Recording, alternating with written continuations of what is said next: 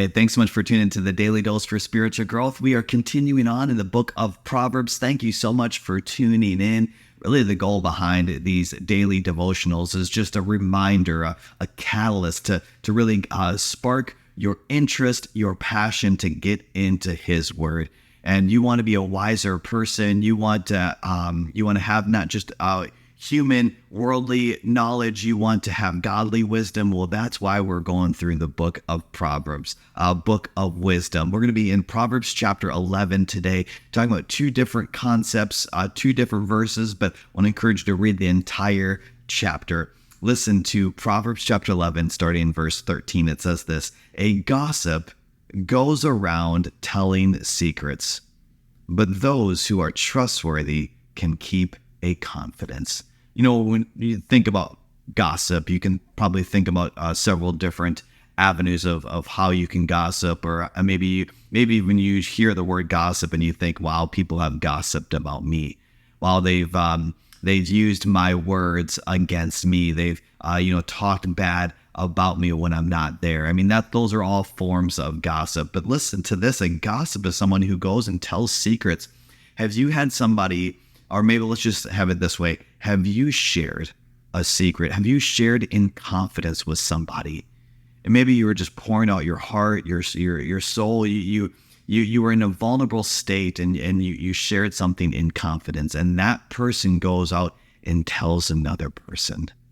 That's a gossip. That is somebody who goes out and tells secrets. But those who are trustworthy keep a confidence. And that is something that we need to be asking ourselves as well. Do people have confidence in us that we're not going to go and share their secret? We're not going to air their dirty laundry. There's something to have value in somebody that you can trust. And do people trust you with their secrets? Here's the thing.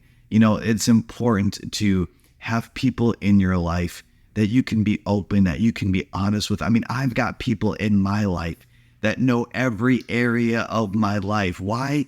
Because I know if I don't share or explain or just be vulnerable in areas of my life, I know I can have a tendency just to cover up, and I can become prideful. I can justify maybe my shortcomings.